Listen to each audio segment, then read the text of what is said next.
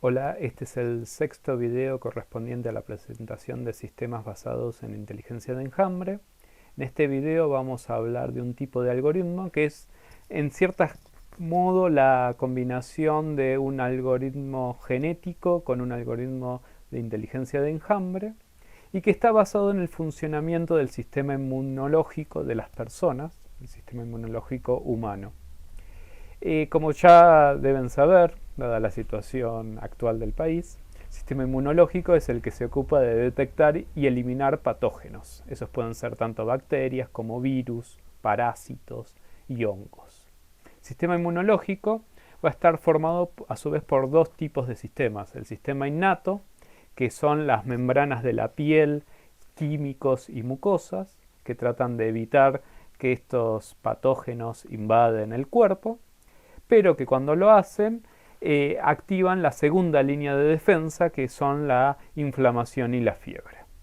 Este sistema innato es el que se da de generación a generación, así que evoluciona y se transmite a los hijos al nacer.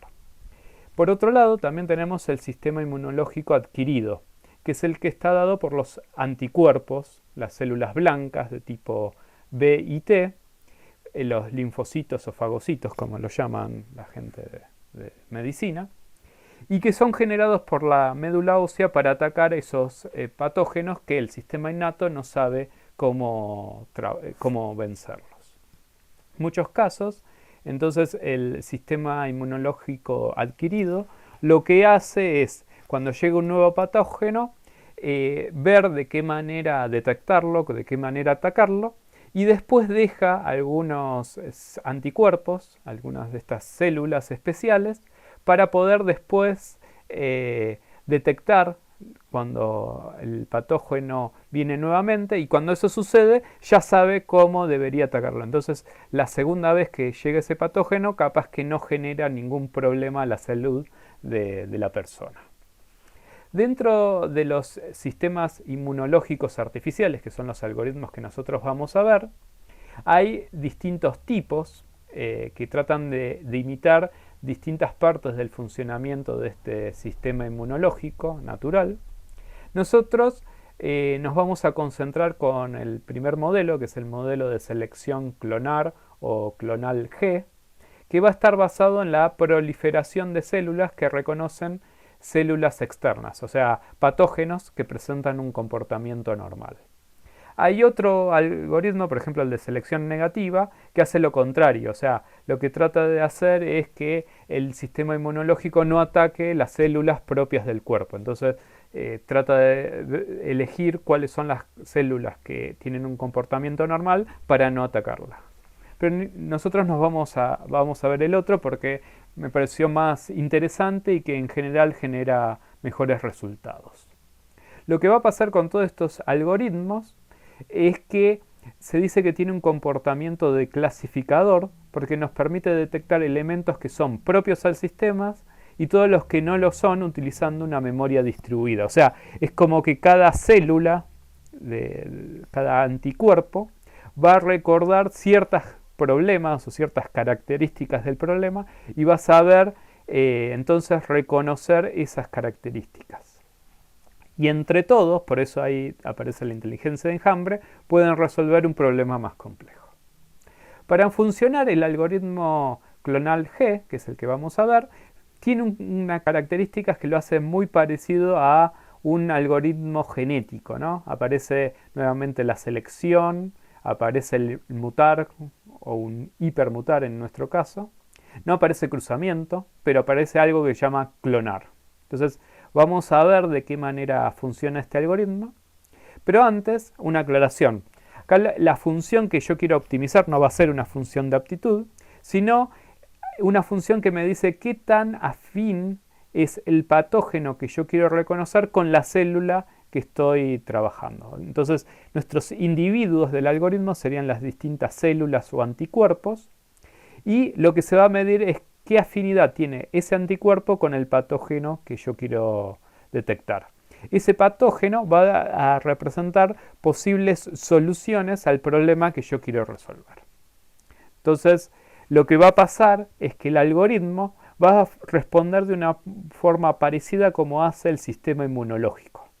Al principio va a tardar mucho, va a tener este lag, que lo llaman acá, de poder detectar al patógeno, y una vez que lo hace ya puede responder. Si el patógeno aparece nuevamente, fíjense que el lag es mucho menor. Y ahí puede ser que aparezcan nuevos anticuerpos, nuevos antígenes, lo llaman, para detectar mejor al patógeno, por una segunda contagio, digamos. Y entonces la tercera vez puede ser que más de un anticuerpo, más de un antigen, asista a la detección de este patógeno. Entonces la respuesta del sistema inmunológico va a ser aún más rápida. Bien, entonces teniendo en cuenta ese comportamiento que va a tener el sistema inmunológico, vamos a ver cómo trabaja nuestro modelo clonal G. Lo que hacemos es, nuevamente, como pasaba en un algoritmo genético, inicializar una población inicial. Acá vamos a tener n individuos o anticuerpos. De eso vamos a hacer una selección aplicando un ranking. Esos anticuerpos seleccionados se van a clonar, o sea, vamos a generar una copia idéntica. Y después los pasamos por un operador especial que lo llaman hipermutación.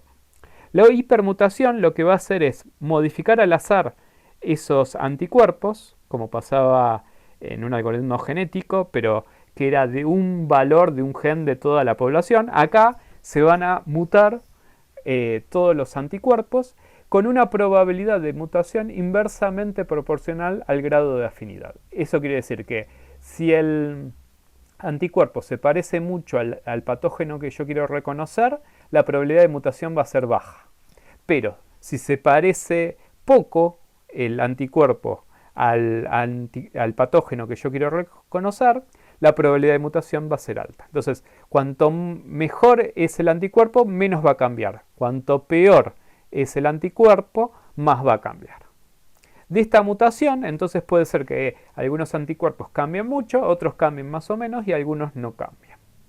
Por último, lo que hacemos es actualizar la población para mantener una población constante.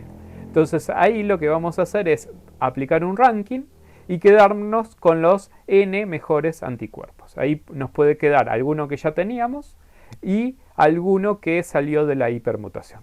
Esto va a ciclar muchas veces hasta que en la población final tengamos los mejores anticuerpos. Puede pasar que los mejores anticuerpos entonces lo tengamos en la población final, porque siempre estamos eligiendo con el ranking de actualizar la población los mejores anticuerpos de cada ciclo. No se están perdiendo buenas soluciones por hacer una selección al azar. Bien, este tipo de algoritmo, el clonal G, se vio que sirve muy bien para problemas donde hay más de un máximo óptimo. Ese tipo de problemas los llaman problemas de optimización multimodales, donde yo tengo varias posibles soluciones candidatas. Entonces, este algoritmo en ese tipo de problemas responde de una manera muy buena. Y también se puede aplicar para el reconocimiento de patrones. Acá hay un ejemplo donde se definen ciertos patrones. Fíjense que son estos dados que son dibujos de ciertos números. Y luego de ciclar muchas veces el algoritmo, me permite generar anticuerpos para detectar cada uno de estos dígitos. Entonces yo puedo usar estos anticuerpos luego para que cuando venga alguna variación, ver cuál mejor aplica y de esa forma reconocer el patrón, la letra o número que corresponda. Otras observaciones de este modelo, entonces tenemos, este modelo aplica los mejores resultados en problemas generales. Se recomienda representar la información del problema con valores binarios. Acá ahí tiene otra similitud con los algoritmos genéticos. Para calcular la afinidad del patógeno se puede usar la fórmula de distancia euclidiana, la distancia de Hamming, la distancia Manhattan. La distancia Manhattan es parecida a la que nosotros usábamos en parrillado, o alguna especial para el problema. O sea, la fórmula que nosotros consideremos más aceptable. Y por último, dice, en general se debe seleccionar la mejor función teniendo en cuenta la forma en que se codifica la información del problema. Otro ejemplo del modelo clonal G es su aplicación como filtro de spam. Ahí lo que va a pasar es que los anticuerpos van a analizar las palabras que aparecen en el remitente, el asunto y la dirección de respuesta, y lo que trata de hacer es tratar de encontrar patrones, palabras comunes que aparecen en esos tres lugares para mails que ya están clasificados como spam. Entonces, de esa manera se identifican posibles características anticuerpos que cumplen los mails spam y que no cumplen los mails que no son spam. Ahí entonces el patógeno es un mail que viene spam. Este algoritmo, estudio que se hizo y donde se aplicó, dio muy buenos resultados, funcionó mejor que un algoritmo de inducción C5, que un algoritmo basado en probabilidad que es el Naive Bayes, que vamos a hablar la semana que viene, y mejor que redes neuronales. De hecho, acá en este gráfico se muestra que en general a partir de muchos ejemplos logra aprender, entre comillas, a reconocer muy bien los mails clasificados como spam. Bueno, con esto entonces finaliza la explicación del modelo clonal G. En el próximo video vamos a hablar de los algoritmos meméticos. Hasta luego.